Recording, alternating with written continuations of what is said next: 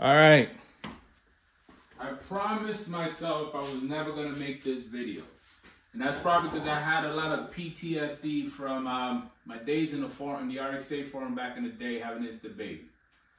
As you can imagine, there's a couple things you don't talk about amongst friends and loved ones. That is politics, religion, and what oil to use in your Mazda RX8.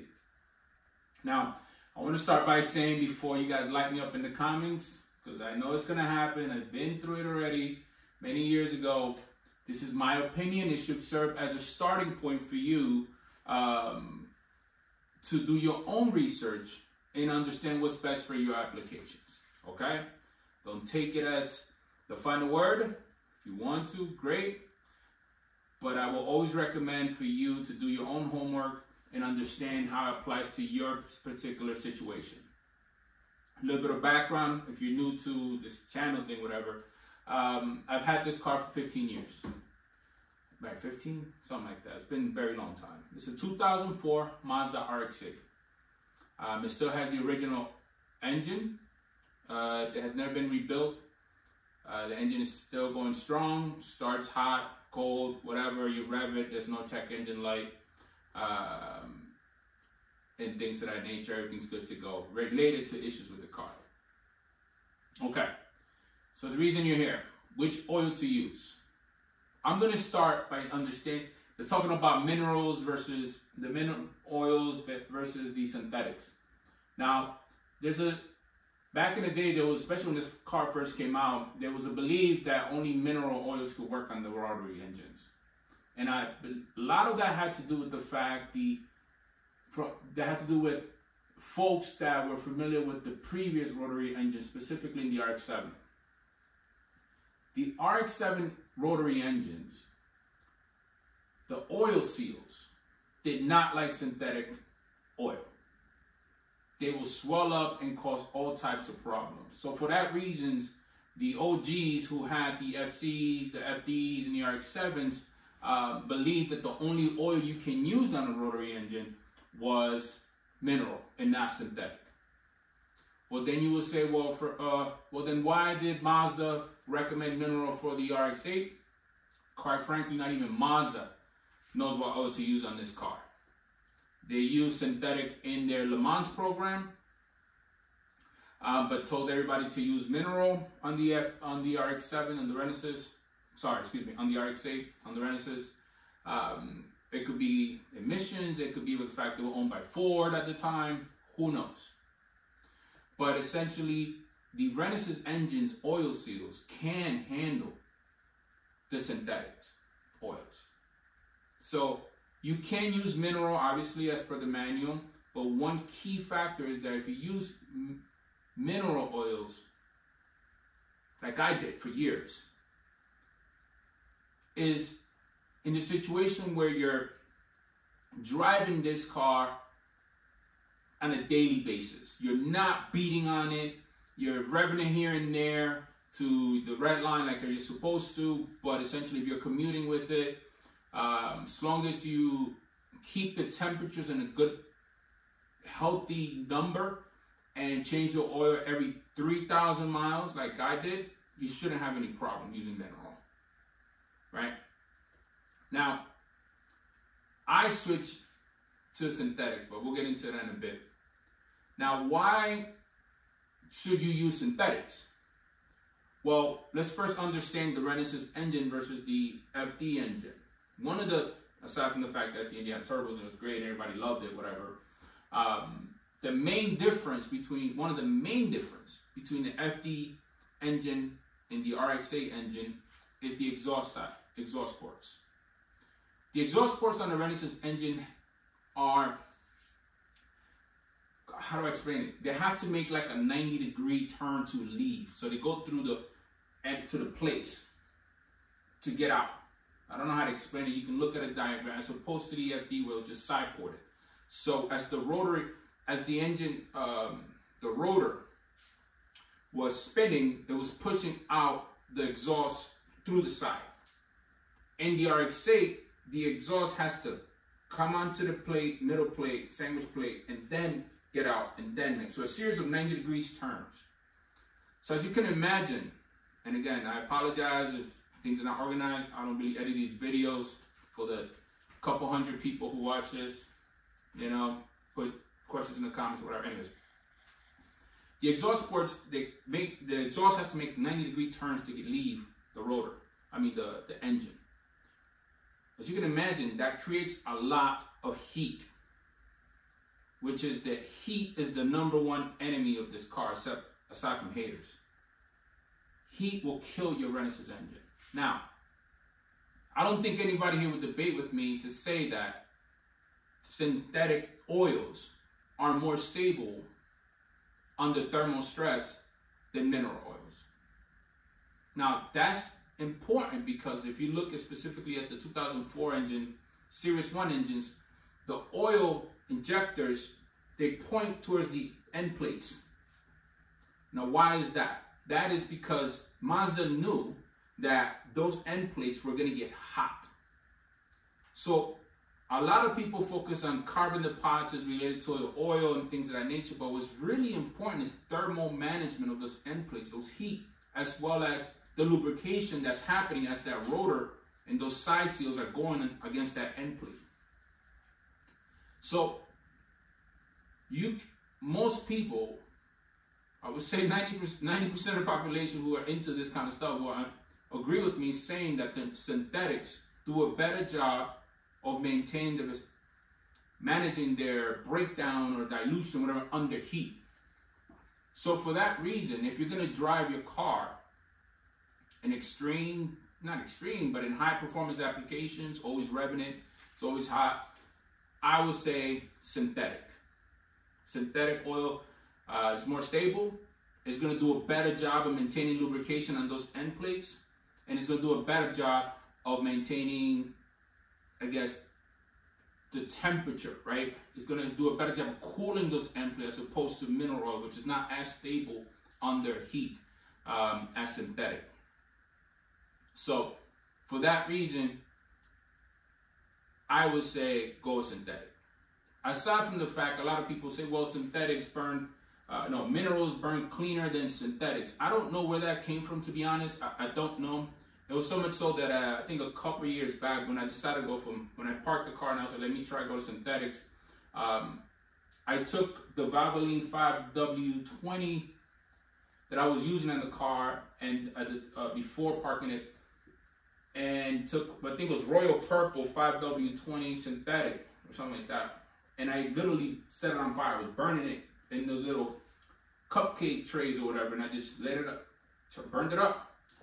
And when I was done, I saw that I saw it that mineral oils left like a gunk.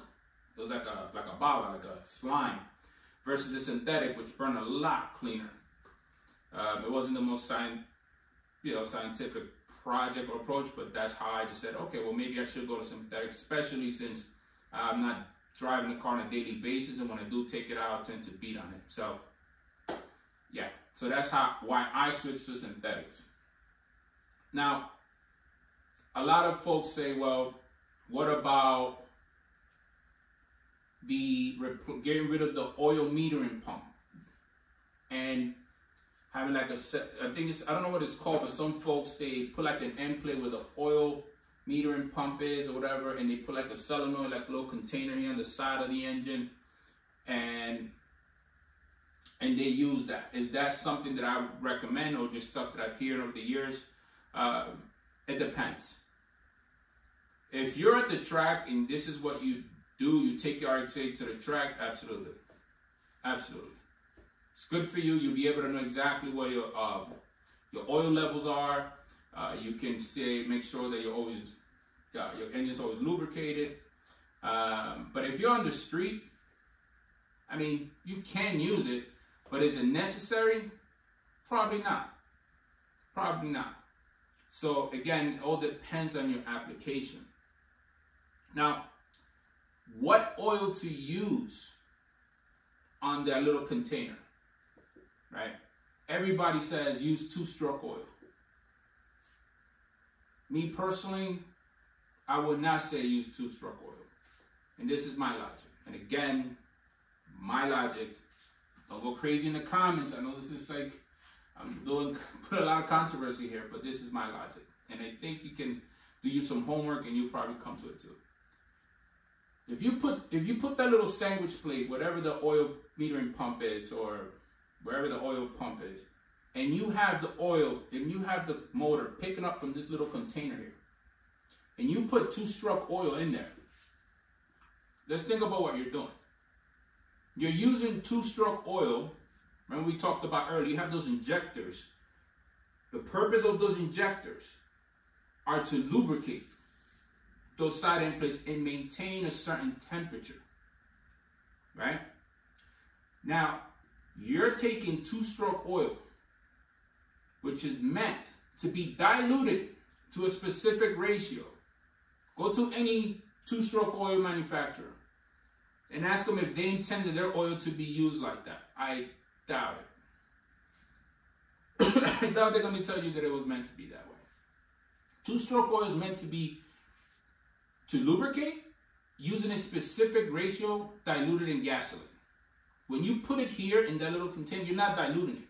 You're just throwing pure oil, 2-stroke oil, into the side of the end plates, which is igniting and therefore not doing, getting rid of the reason why there's injector there, which is to maintain, help with temperature management, and just throwing oil, 2-stroke oil in there without it being diluted.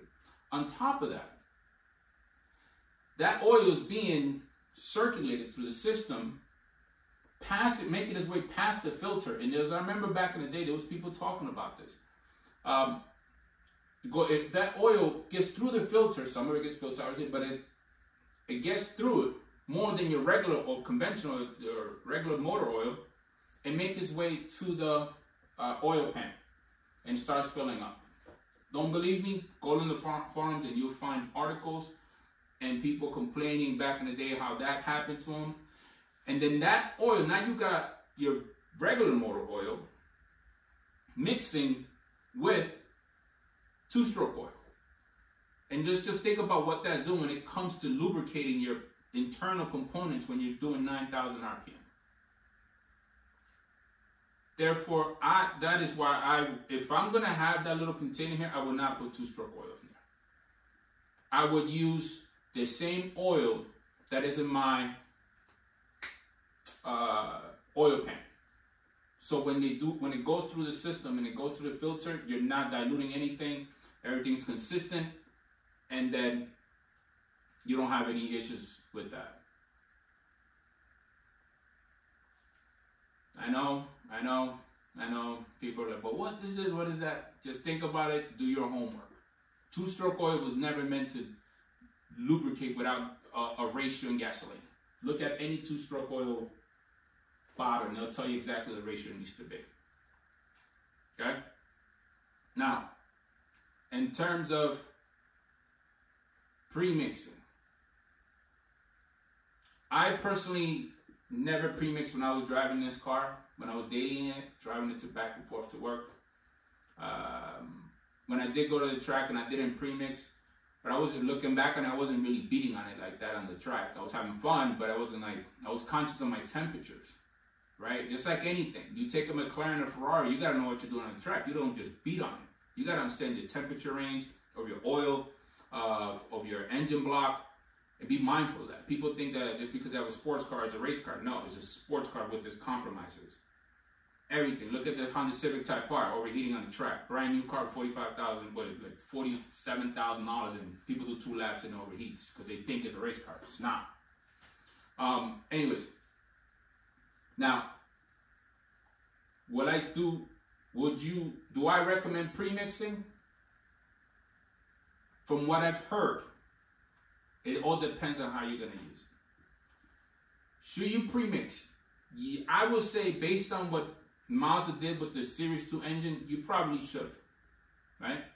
If the Series 2 engine came with an additional oil injector on the top, so now you have 2 oil injectors hitting the side plates, making sure that there's thermal management there, right? Then to deal with the heat coming from those exhaust ports, then you have oil coming from the top that now is lubricating, I guess, the top of the rotor as it's going around. Again, will I take 2-stroke oil and put it in there? No. If I do use 2-stroke oil, put it in the gas tank, and people use like 4 ounces. I think it's like 4 ounces for a full tank of gas or something like that. Who came up with that ratio? I don't know. I did it when I went to the track. It was fun. It spit out flames, and you know there is protection, but you got to remember, you got to make sure that you're revving this car to get rid of all of that, right? All of that 2-stroke oil that you now have in your gas tank when you come back from the track, and it's just sitting there, and then you're driving at 4,000 RPM, just chilling. You know, you have to be mindful of what it is that you have in your gas tank in terms of like the 2-stroke oil, and making sure you burn all of that. Because if you're gonna take 2-stroke oil, which is meant to be driven, you know, at high RPMs, lawnmowers, all these things, they're just at high temperatures, and you're just doing 4,000 RPMs in your Renaissance engine that's doing, I don't know, 65 or 80 miles an hour, whatever it is that all combustion as efficient as it's supposed to be? Ask yourself that question, right? You take a lawnmower or whatever, chainsaw, those things are running at high RPMs. Hence, this 2-stroke oil is meant for certain temperature range. So just be mindful when you do put 2-stroke oil in there that I would say that you're actually beating on it or going at the track and getting those temperatures to the point where it's doing its job and working as supposed to. And 4 ounces to, I don't know how many gallons this is. That's another ratio you guys gotta deal with. Now, if you are gonna premix, I will use this.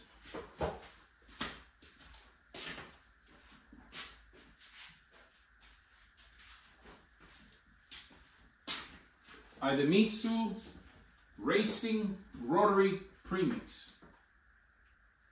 This is what they've been. This is a thing they partner with Mazda when they were doing the Le Mans program, and this is specifically for rotary premixing. They've been working for Mazda for years. If you are going to premix, I will use this. Now, a key thing to see here, nowhere here does it say it's a 2-stroke oil. Now, why would the Mitsu put a racing premix is not 2-stroke oil?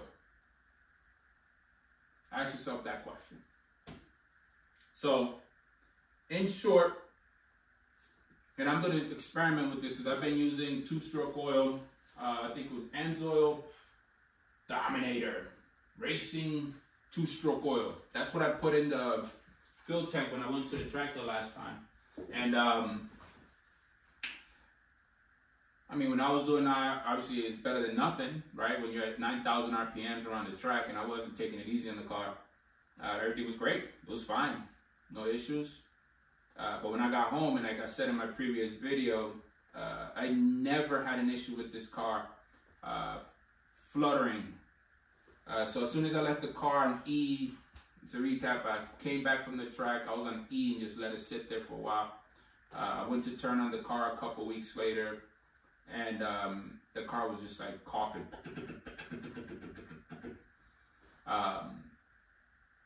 And I suspect it because I guess all that 2-stroke oil that was going through the system on the sides or something didn't burn off, left the residue there, and that's why it gave me that issue.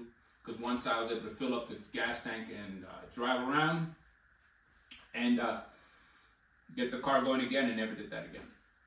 So I suspected again that it might be user error or whatever.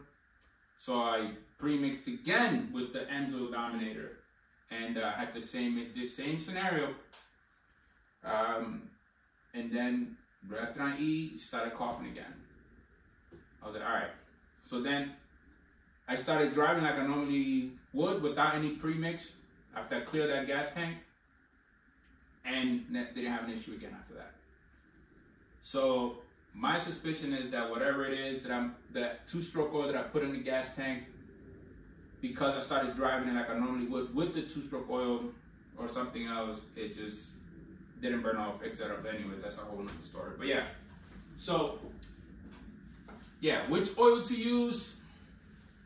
I would say synthetic, 5W20. If you are driving normal daily, no issue. If you want to save a little bit of money, save. All right. But people, every time I watch a YouTube channel, I'm like, all right, bro, just tell me what the hell to do. This is what I would say. And again, do your homework. If you're daily in your RX8, you're driving on the street, on the highway, going back and forth work, giving your daily red line once or twice a day, whatever, 5W20 synthetic. Yeah. And I would change the oil every 5,000 miles or 6 months, no later than that. If you want to save some money, you could go with conventional 5W20 for the same scenario, but change the oil every 3,000 miles. That's the formula that I follow, because I was driving a lot back in the day. Conventional 5W20 for my daily, change it every 3,000 miles, which explains why the engine is still going. If you go into the track, synthetic, 100%. 5W30 is what I use. That's what most folks use. Premix. Idemitsu Racing Rotary Premix in the gas tank. That's what I would use to premix. I would not use 2-stroke oil in there. For the little gas tank here, if you are going to use, is it necessary for the track? Yes. So you can look at it, you can see how much you have. What to put in there? Idemitsu Racing Rotary Premix. I would not put 2-stroke oil in there. I don't need that mixing with my regular motor oil, get into my oil pan, diluting oil, and then you can imagine the type of lubrication you're getting there. Is it essential to have this little thing? No. It's not. Is it good to have? Yeah. But I will use this in here. So, yeah, I hope that was helpful. We'll see how you guys light up the comments. I'm looking forward to it. It's going to take me back to the forum days. There you go.